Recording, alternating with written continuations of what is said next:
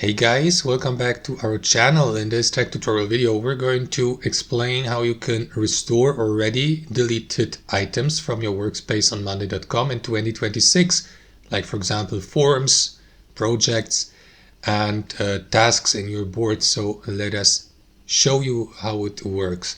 So head over to Monday.com, log into your account and click into your profile icon in the top right. From there, select the trash folder.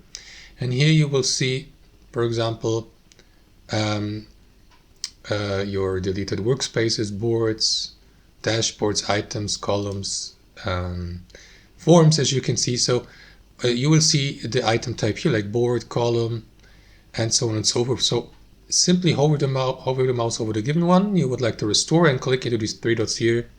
Let me restore that form here and select restore. Just bear in mind, guys, that if you don't do that within 30 days, the given item will be deleted permanently, and this action, it will not be able to undo this action. So make sure that you keep an eye on your calendar. So let me do that, restore, and as you can see, the item, has been restored. That's it, guys. Hope you enjoyed it, got some value from it, and we'll see you next time on our channel.